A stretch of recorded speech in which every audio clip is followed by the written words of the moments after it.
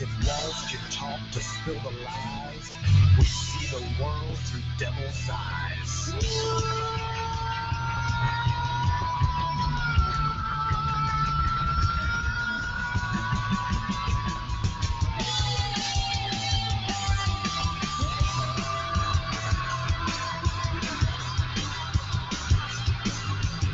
Welcome to Arena Radio, the battlefield of ideas. My name is Chris Pilier with lanternsofliberty.us and the battlefieldofideas.com. I had a little technical difficulty there trying to figure out what was going on with my camera. But wanted to talk tonight about the Middle East. And, you know, the Middle East is obviously on fire. It's been on fire quite for some time. And I think that it's relative to what's going on now to talk about the overall geopolitical aspects of what's going on in the Middle East.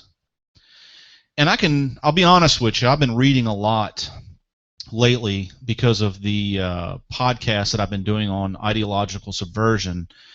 I've been doing a lot of reading on the geopolitics of Europe as well as with Russia, Iran, the Middle East, and it's absolutely fascinating. And I know it's kind of nerdy, but there's a lot of really, really good books out there, and I wanted to kind of share those with you up front to kind of give you some perspective of where my vision has been coming from.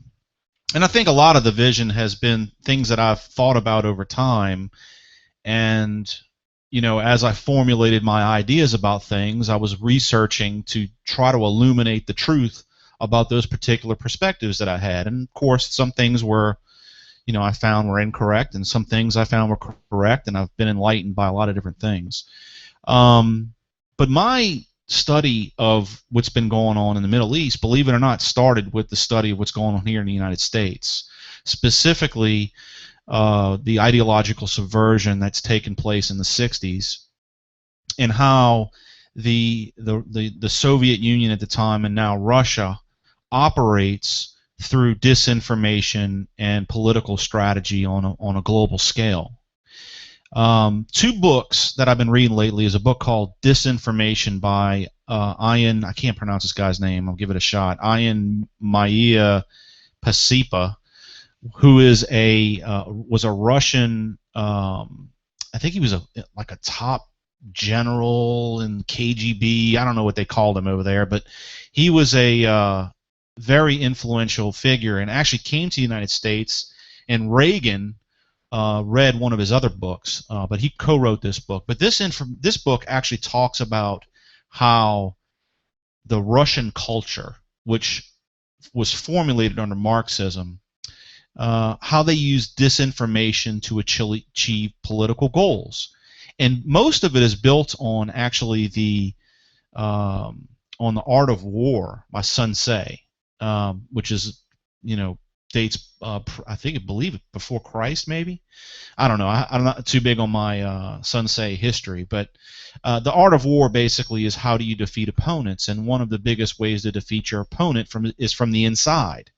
So the Russians in the KGB specifically perfected ways of infiltrating countries all around the globe and using disinformation to change the culture of countries from the inside out.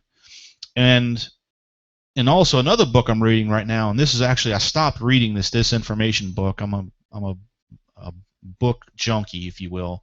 I'm reading this book here called Shadow World, and this one's by Robert Chandler, and this one actually goes into a lot more detail about how the resurgence of Russia, the global new left, and radical Islam, and how they're all kind of tied together, and a lot of it is really Russia at the helm using disinformation.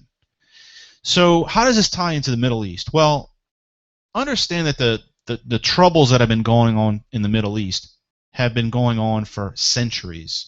In fact, biblically, you can actually find the roots of this particular conflict that we see in the Middle East. It goes back as far as Abraham, and his son Isaac and Ishmael, and how if you read in the Bible, I'm not going to get too biblical here, but if you read about Ishmael, Ishmael was a wanderer. He was a hunter. And Isaac was and Ishmael was a bastard son, and Isaac was the chosen son. And of course, there was bad blood between the two, and basically the Muslim culture, Islam culture, has come out of Ishmael, the wanderers, and then out of Isaac came Judaism and Christianity. So that was the birth, in the biblical term, of the Eastern and Western culture. So where we see radical Islam, and actually started with Muhammad, Muhammad went from a peaceful Muslim prophet to a radical, violent prophet. And so when you read the Quran, which I've not personally read the entire Quran, I've read excerpts of it in doing research, you'll find that a lot of the violent rhetoric that you read in the Quran is from Muhammad. So the history of the Middle East, the conflict there, goes back as far as Ishmael and Isaac. And it may not seem relative to you, but in cultures that were built and are still living to somewhat in the Old Testament, because Judaism doesn't really recognize the New Testament, they still live under doctrine of the Old Testament. Now, they have reformers and they have the Orthodox and so forth, so I'm not going to get into all of the gory details of that. But so this fighting that's been taking place on the religious side of it over Judea and Samaria is a religious war. Okay? Now, you got to understand that, and I've had this debate with many people. We talk about all this crap about, the Palestinians' land is being occupied by Israel. It's total, absolute nonsense. Biblically, the historical record is that Israel, the Israelis or the Jews, the Israelites left Egypt and they went to the Promised Land, which was Judea and Samaria, and the kingdom was set up there, and over the course of several thousand years, they have been kicked out of their land numerous times. And of course, that conflict was the conflict between the tribes of Ishmael and the tribes of Isaac.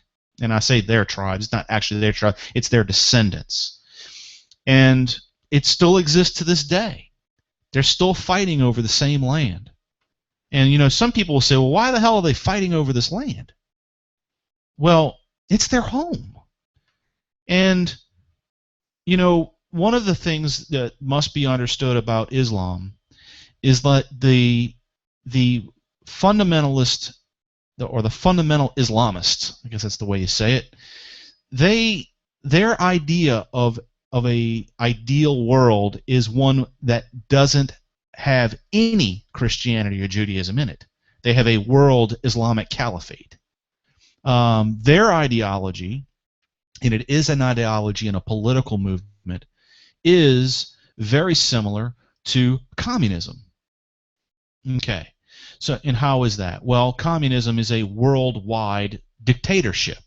They wish to have global communism, and Islam is global Islam.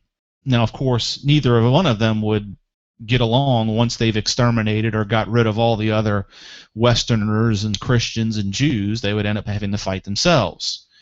So, and we saw conflict in this in the 80s with Russia, invading Afghanistan. Much of that was for resources. And when we talk about resources, that's where the true crux of the matter comes in. Because the tensions that we see in the Middle East are a byproduct of something completely different. And that byproduct is an economic struggle. The economic struggle is Russia's fighting to dominate that part of the world. So what do I mean by that? Well, what I want to do is, let me see if I have my charts here. I want to show you some of the pipelines. I'm going to share my screen here.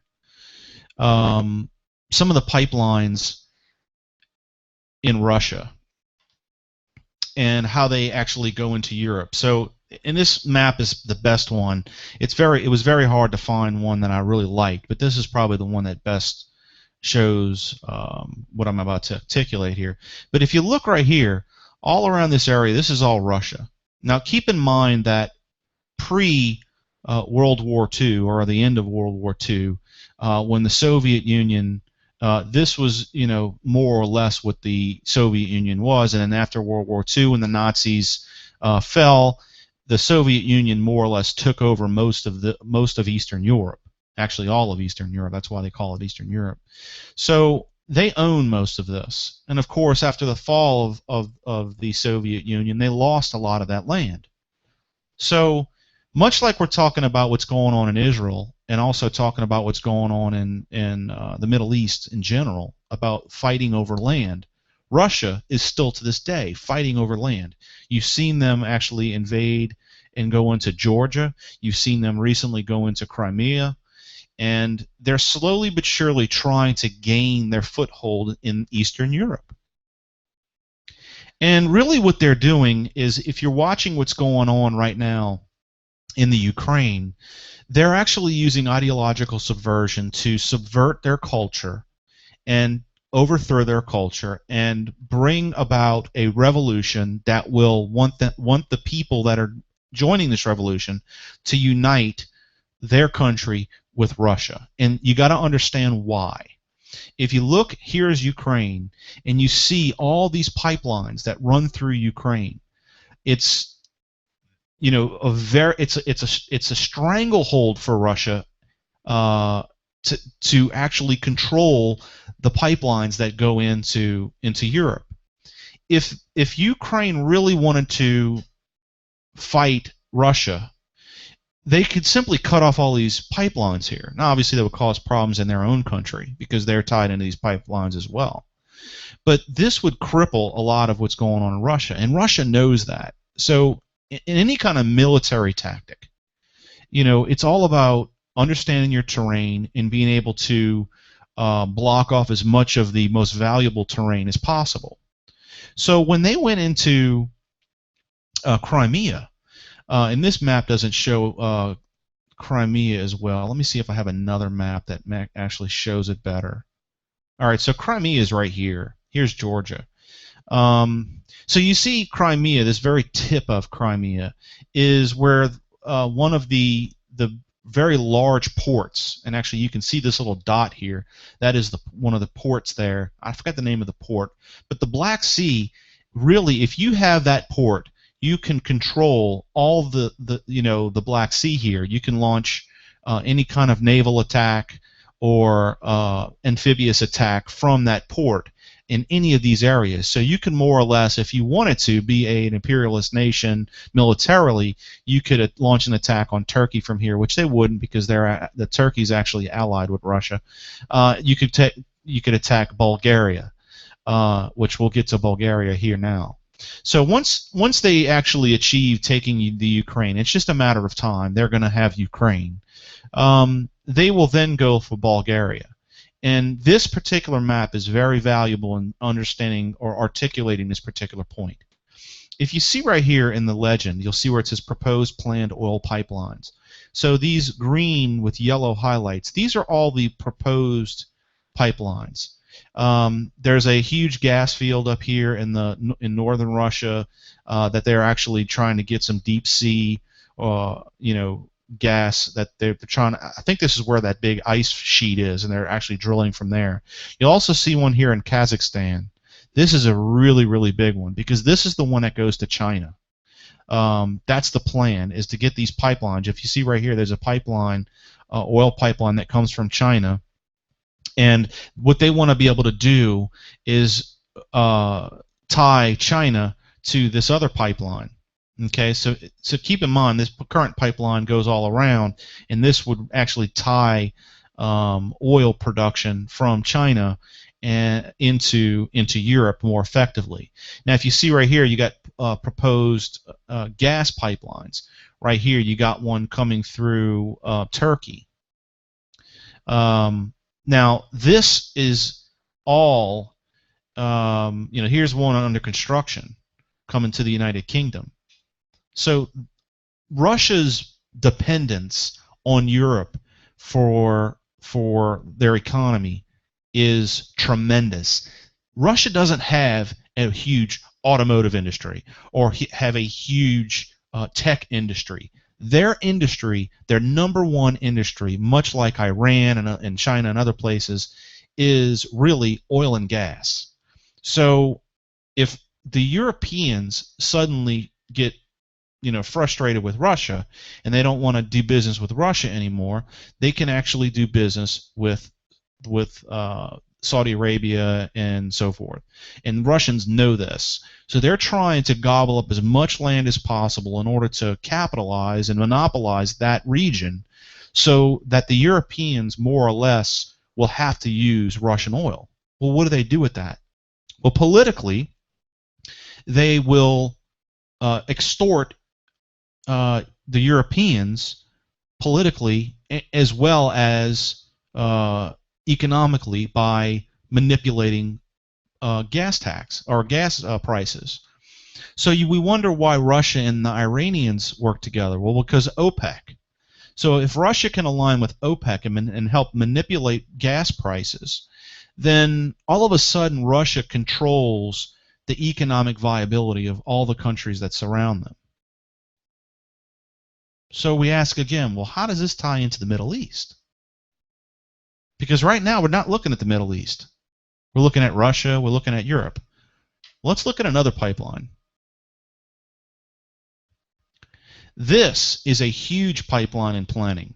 There's actually several here. There's the Nabucco pipeline that actually comes through Turkey, comes through Azerbaijan, Armenia, which used to be Russian Soviet satellite countries, and coming from the Caspian Sea. So that is a huge pipeline that will feed Europe. So this land right here is a huge. If the Russians can control the Caspian Sea, they'll be able to control this pipeline through Turkey. Another pipeline is the one from Qatar. Now, keep in mind that Russia will never own Saudi Arabia or Iran, for that matter.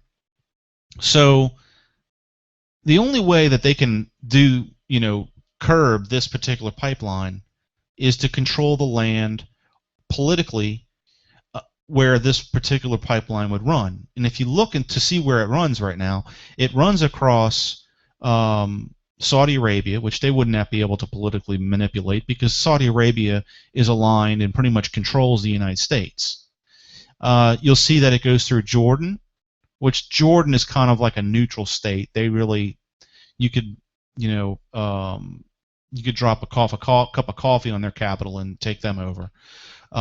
But they more or less are a stabilizer in the region politically. But Syria, on the other hand, so we bring up Syria. Well, you have the Syrian regime, which is Assad, who's a Shiite Muslim, and then you have Al-Qaeda, or the Syrian rebels, or ISIL, who are Sunnis. Well, the Sunni Shiite political struggle has been going on for quite a long time, for years, and all it is a difference between their particular beliefs and how they want to address the caliphate. So understand that when you have Syria in the Syrian regime, the Shiites, and Russia protecting the Assad regime from the United States, and politically flexing its muscles when the United States, seems like they're going to flex their muscles and help out these Al-Qaeda rebels, which is absolutely insane to think that we would help Al-Qaeda. But understand that the Saudis control a lot of the politics in the United States. They have a huge stake in Fox News. They have a huge stake in many different companies in the United States. They are our inroads to OPEC. So a lot of the geopolitical stuff that goes on is this tension between the Saudis, or the Sunnis, and the Shiites, like Iran. Iran is Shiite. So when you have Iran, here's a pipeline here from Iran. Let me share screen again. Bear with me. If you see this pipeline here from Iran, it's going to go through Iraq. So why is Iraq helping to try to Iran trying to help overthrow Iraq? Because they want this real estate. They want this real estate to be able to build this pipeline into Iraq, through Syria, through Lebanon, and into Europe. So Iran sees a huge potential here. The United States and Saudi Arabia don't want Iran to get that. And Saudi Arabia, really, because they want this pipeline. So you have the Sunnis and the Shiites fighting over resources. And what a lot of people don't realize what's going on in the Middle East, it's all proxy wars. The United States is giving money to Al-Qaeda and the Sunnis to fight the Shiites in Iran. So when you hear people rattling on and on about Iran, don't get me wrong, Iran is a very dangerous country. But when you hear them rattling on and on about Iran, there's some that are truly fear Iran because the fact that they're just simply radical Islamists, and others that want it because of political ties to this particular struggle going on over there. So we kind of took the top, or chopped the head off of this particular monster, and we're looking down into it. And we're seeing that a lot of this, what is playing out in the Middle East, is due to these pipelines. So let's dig a little deeper into what's going on over there. Do we all remember Benghazi? Do we all remember the circus show that John Boehner and the boys are playing with the Benghazi thing? Okay, let's first recognize that Benghazi was a disaster. The fact is that our ambassador was killed by radical Islamists, and we had, several soldiers that were killed over there trying to protect and work in the American way to protect our ambassador. And we decided, I say we, our representatives, Barack Obama and his cohorts, decided not to go in and protect this guy. Why? What was going on? Now, the politics of it is, let's use the tragedies of these soldiers and our ambassador to gin up some angst and some anger and create a polarized political position. Now, there is justice that's needed. We need to understand why Barack Obama didn't pull the trigger and try to help these guys. And that is a tragedy in itself. But that's the very tip of the problem. That's the very tip of the problem. Because the reason why, and there's evidence to show this, I've written about it on lanternsofliberty.us, and I've done podcasts about it, is because when Libya fell, and Gaddafi fell, and he was killed, and his regime was captured, Gaddafi had loads of weapons, specifically rocket launchers, shoulder-mounted rocket launchers. So when the United States saw their regime collapsing, they sent in the CIA, they sent in insurgents to try to account for these weapons, and they did. For the most part, some of it disappeared, but for the most part, they accounted for it. And what did they do with it? They were giving it to Turkey, or shipping it through Turkey. Now understand that Turkey was a really big ally of the United States. So Turkey is kind of, and if you look at this map again, I'll show you this map. Turkey is bound, based on these pipelines, to be a real political player with these pipelines. And there's more pipelines than this, but basically you have 3 pipelines going through here, and 2 of them will become a reality, whether it's the Iranian or the Saudi Arabian. So if you look at Turkey politically has been fairly neutral. They've been kind of playing both sides of the fence. So the United States, and there's evidence of this, and I don't have the article in front of me. Maybe I could pull it up here. But Turkey was, let me pull it up here, and I'll see if I can read it. But Turkey was really taking and having the weapons that were in Libya from Benghazi. They were being shipped into Turkey, and then the Turkish were sending it into Syria. My computer's taking a little slow here, but so, and who was getting them? Well, most of the reports have been that there's been ISIL or Al Qaeda, more or less, was getting these weapons, and they were using against the Syrians. And of course, the Syrians were using chemical weapons. Arguably, it was them. There's mixed reports on that. But those Syrians were had gotten those weapons of mass destruction. They got them from Iraq. That's where they stored them. There's a general of Iraq that said that that's where they went. Now, you can believe that or not. That's not really the point of this whole podcast. We shouldn't have been meddling around in all that crap over there anyway.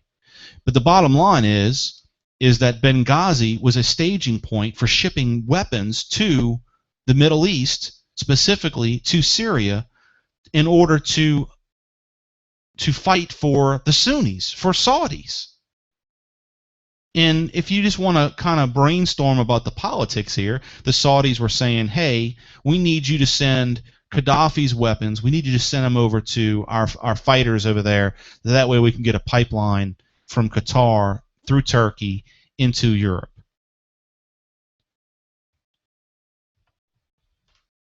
So that's the politics there.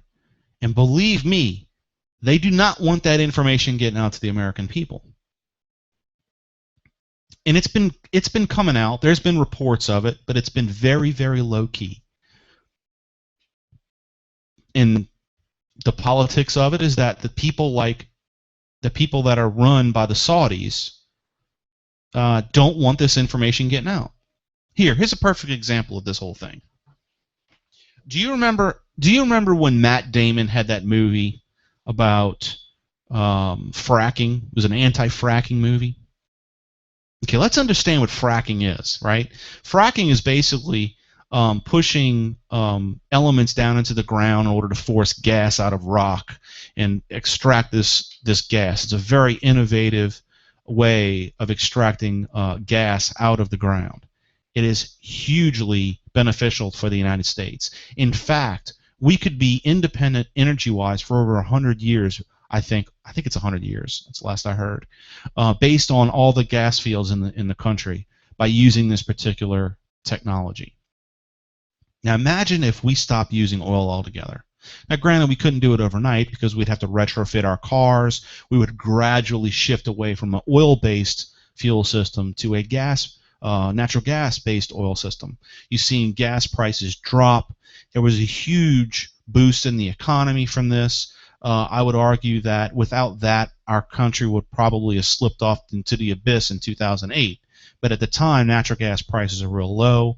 If you look at the economy of Louisiana, mostly, where I work in the oil and gas business, our businesses have been booming down here because of the spike in business for natural gas. Natural gas prices are so low, so all these refineries and chemical plants specifically are shifting to natural gas. So why is this important? Well, that is a huge infringement on the business of the Saudis. For instance, Motiva. If you're familiar with Motiva, Motiva is actually owned partially. I think a third of it is owned, part of it, by the Saudis. You might have heard of Saudi Aramco. That is a Saudi company. Well, it's a huge business, the oil business. In fact, there was a huge refinery. There's a huge refinery down here called Motiva Convent, Louisiana, that was going to actually try to build a natural gas, liquefied natural gas refinery across the road from Convent, which we were looking at to do some of that work. And they've canceled that particular contract.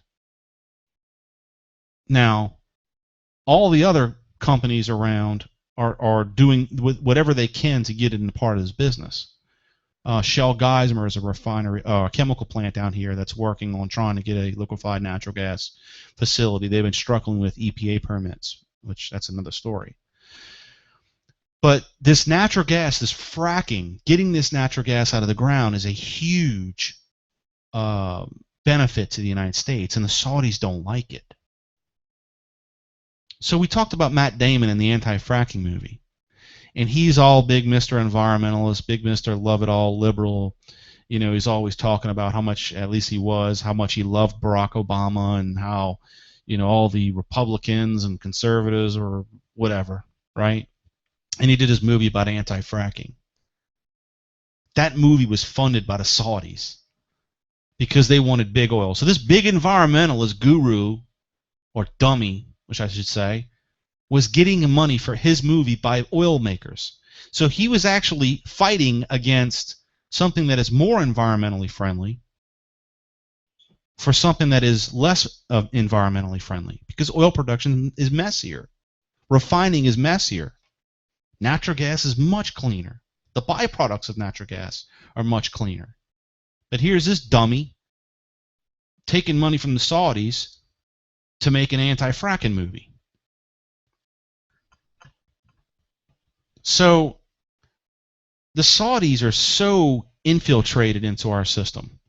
Specifically, I believe they own a portion of Fox News. So, look, if I was to watch any cable news, which I don't, but if I did, I'd watch Fox News, because Fox News, for the most part, is fair and balanced. Now, we're not talking about the Hannitys and so forth, but if you watch MSNBC, you want to beat your head in the ground. It's a Marxist propaganda station. If you watch RT, Russian television, Marxist propaganda station. CNN can't figure out where their freaking head is. They're just all over the place. Sometimes they do great reporting, sometimes they totally suck. But a lot of the media is owned by these mega corporations that have interests over in the Middle East. So the Middle East, the conflict in the Middle East, really drives or is driven by the politics of other countries like China, Russia, the United States, Saudi Arabia, Iran. So what we're seeing in Israel, it's terrible, but that is a minuscule aspect of the terror that's taking place over there. It is a distraction. What is Israel killed in battle? I think they've killed maybe a couple thousand people. Do you realize that in Iraq, in one day, ISIS killed 1,500 Christians? In one day? Shot them in the frickin' head. Has that been in the news? They got video of it. They got video of a guy waving a black flag with all the Arabic writing on it. Another guy with a mask on, with a gun, waving it around like he's having an orgasm. And here's this other guy. He grabs these teenage kids, puts them over the water. The other guy shoots him in the head, and he pushes them into the water. Here comes another one. Bam! Does it again. I mean, one after another. Within 30 seconds, killing one after another. They did 1,500 in one day. Are you hearing anything about that? You know why? Because the United States has given those guys weapons. In fact, there's videos that I've seen with people in ISIS using our military's M16s or AR-15s. It's American-made weapons. Where the hell are they getting them from? Well, part of the place they're getting them from is when the United States pulled out of Iraq, they left everything there. Why you think they left everything there? This is big news, and we are distracted. We get the border for a week, we get Ebola for a week, we get Israel for a couple of weeks, with the fighting between the two medias, with MSNBC rambling on and on about how great Hamas is, and Fox News talking about how great Israel is, and CNN freaking getting schizophrenic trying to compete between the two dummies. That's what we get. It is a big smokescreen. This book explains Russian disinformation. Russia controls so much media, and they do it by manipulation, disinformation. The best way I can explain it, and if you read Plato, Plato talked about the shadows in the cave, where the actual actions are not what people seeing, it's the shadows on the wall. And the shadows on the wall are what disinform, because they're not reality. The shadows don't have a soul. They don't have any depth or color. All they are is shadows. They're distorted by the contour of the cave wall. And what we are accustomed to seeing is not the actors, but the shadows of the actors. And the people that are shining the light in the actors are the CIA in other countries, in the KGB in this country, which you could call it whatever you want. It's really the KGB. It's no different. And people always say, when I talk about this, I get the, oh, I'm not really big into conspiracy theories, and they're apologetic because they do believe it, but they get fearful because of the political correctness, and oh, we don't want to be labeled as conspiracy theorists because we are afraid to think. In the 1990s, all of a sudden, the Soviet Union collapsed. Where did the communists go? Poof! They disappeared. All the ideological members of that particular party, the Communist Party in the Soviet Union, all of a sudden just disappeared. They said, you know what? That didn't work. I'm not a communist anymore. I'm a capitalist. Yes. Let's wave American flags. Any person with a brain and a beating heart can realize that that didn't happen. But we don't want to see that. Why? Because we've been watching the shadows on the wall.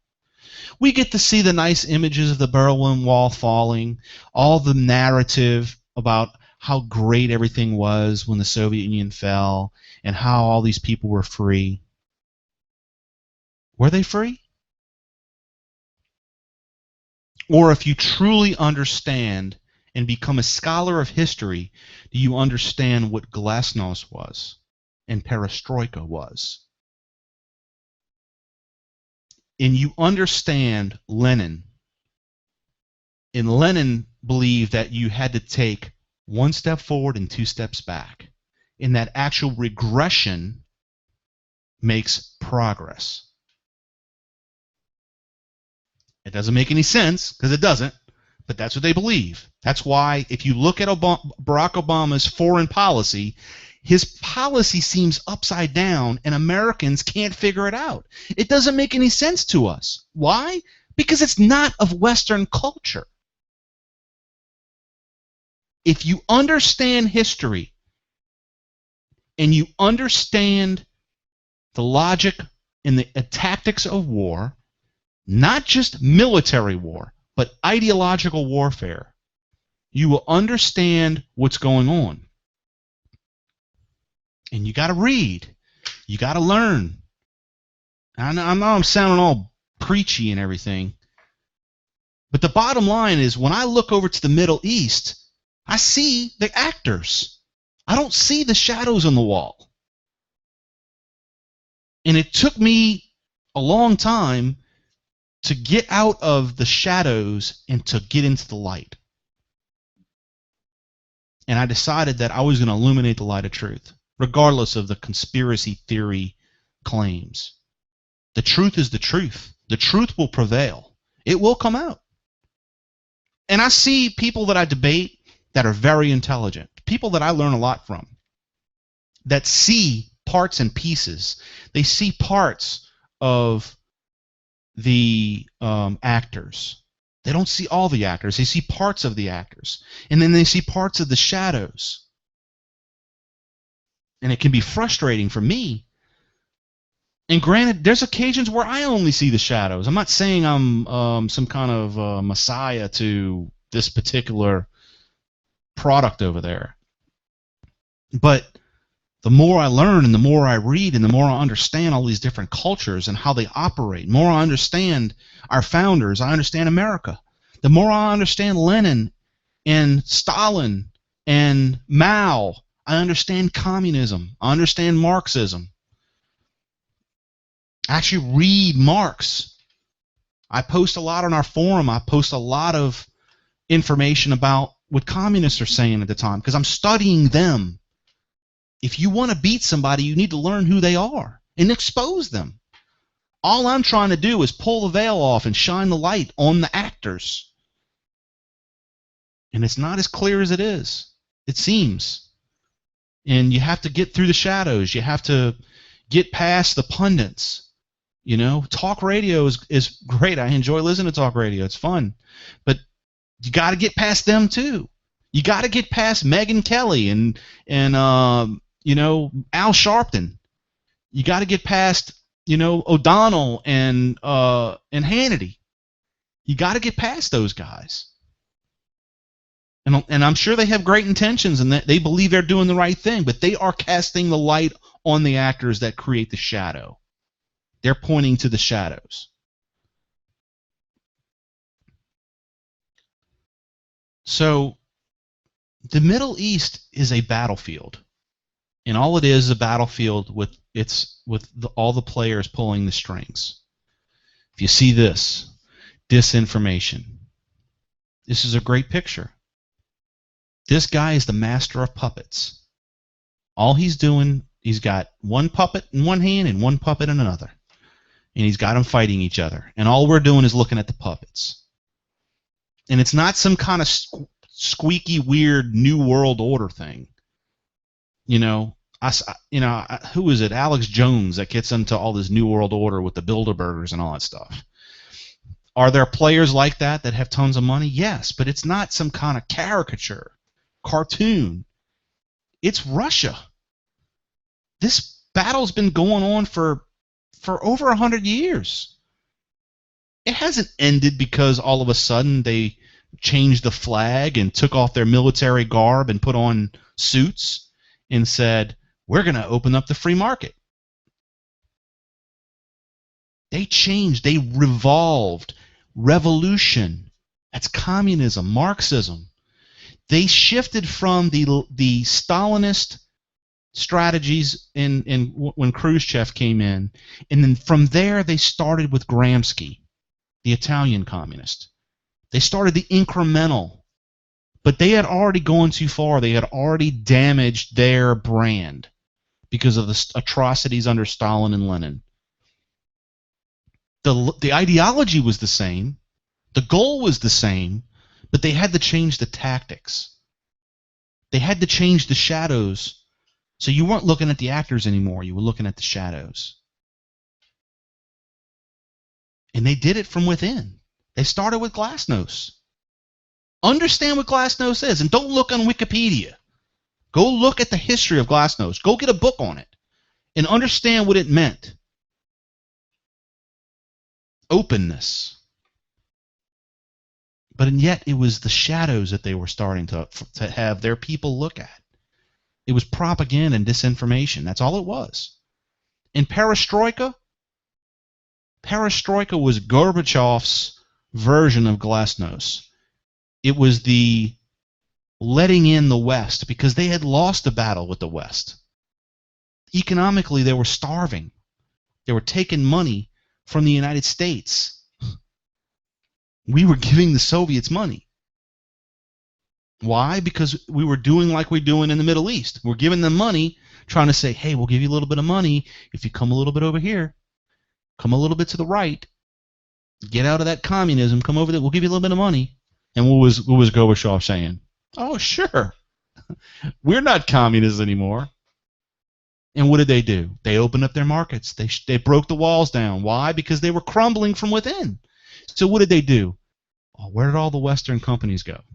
Oh, we got all this prime opportunity over there, over in Russia. So they rushed in and they revitalized Russia's economy. They industrialized their oil business. All the oil companies went over there. And what were the Marxists doing?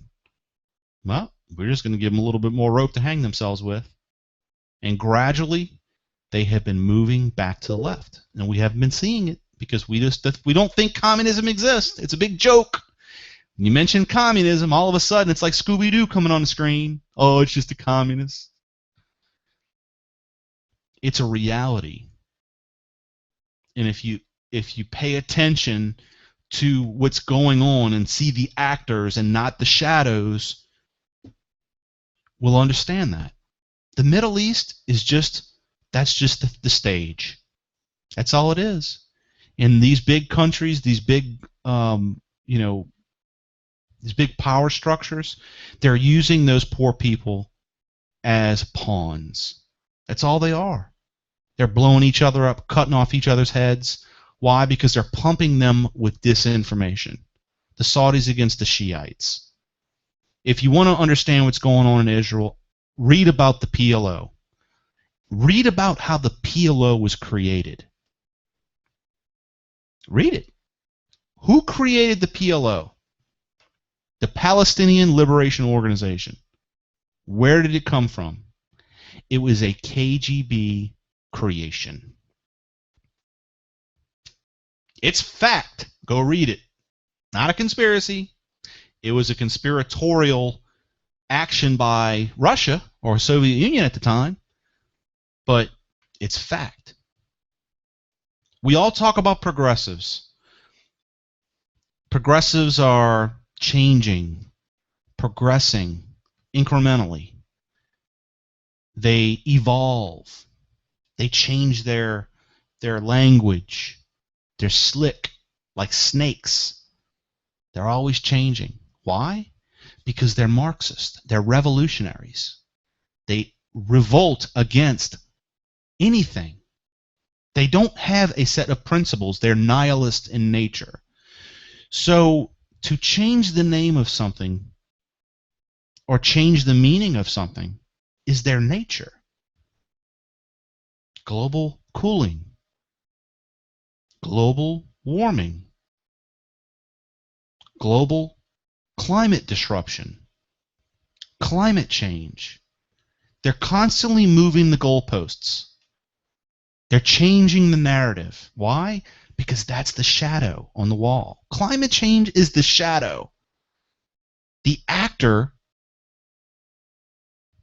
is deindustrialization. Feminism. Feminism, I mean, at first it was, we want women to work. And they got that, which is great. That was something that needed to happen. Then they want women with equal pay. Now they want to have birth control. And it's just constant evolving of the issue in order to balkanize a portion of the country. The stuff that's going on here with all that nonsense, the civil rights issues that we see all the time, the Trayvon Martin issue, that was a shadow. That whole issue, it was about social justice. What is social justice? Marxism. That's all it is. Those are the shadows that we all see. And the people that shine the light, those are the communists, the Marxists, the hardcore radical leftists that are shining the light on the players. And the players happen to be people like Trayvon Martin. Happen to be like Sandra Fluke. Those are the players. Some of them are useful idiots. Some of them are participants. And then that's what you have to understand. And it's no different what's going on in the Middle East. They do the same thing over there. You can't tell me that the PLO wasn't inciting Hamas and Fatah and all these people to hate Israel. The Zionists, what is that thing with the Zionists? Something of Zion. It's lost my train of thought and trying to figure what that is. But it was a conspiracy that the Israelis were trying to conquer the whole world. It was a mirror image of Islam. And anyway, that was a fabricated Soviet conspiracy that was projected into the Palestinians. And the Palestinians were threatened by it. And they created a whole movement against it. And what are they fighting? They're fighting Israel, a democracy, a Western democracy built on capitalism, innovation. And the roots of that were Moses, the Ten Commandments. In Israel, it is the foundation of Western culture. If you are a hater of Western culture, your number one enemy is Israel in the United States, the Satan and the great Satan. So I hope I'm kind of like ripping the covers off of this thing, and you can kind of look in there. And look, you don't have to take my word for it. Go get some books. Read them. I've been reading a lot, watching a lot of documentaries, doing a lot of research, running into some dead ends here and there.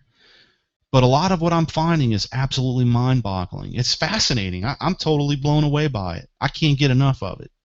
And it's because when the truth is addictive, when you start to see the truth and all the things start to come together, and you start to say, this didn't make any sense and this didn't make any sense, but when you put the two together, they make absolute sense. When you see the actors instead of the shadows, and you see where the light's coming from, it all starts to make sense, and it becomes clear. So I hope this made sense, and I would love to see some dialogue on this. And look, challenge anything that I'm saying here. I will.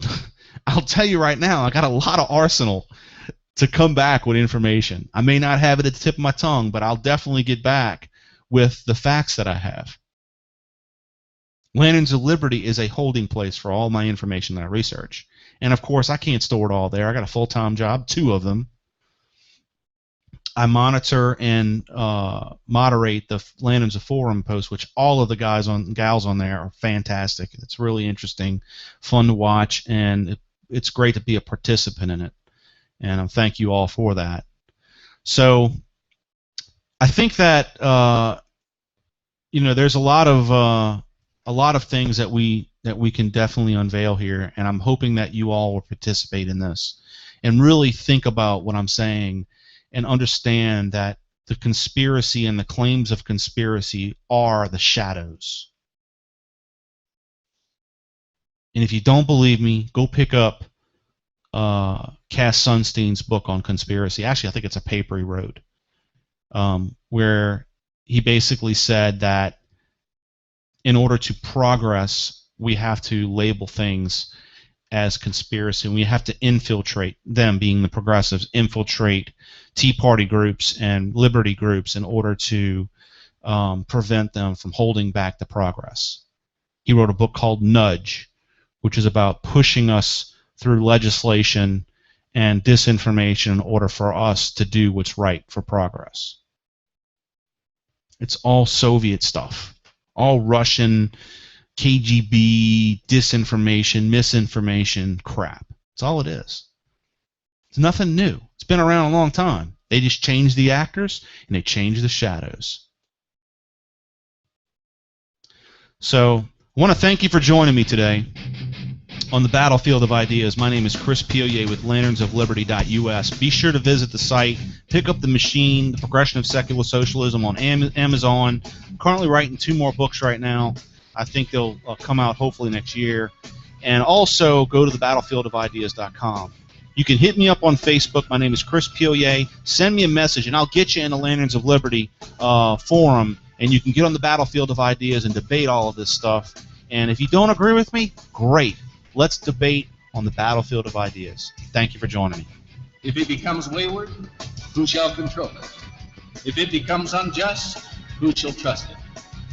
As sentinels of the country's watchtower, I beseech you to watch and guard with sleepless dread that corporation which can make all property and rights, all states and people, and all liberty and hope its playthings in an hour and its victims forever.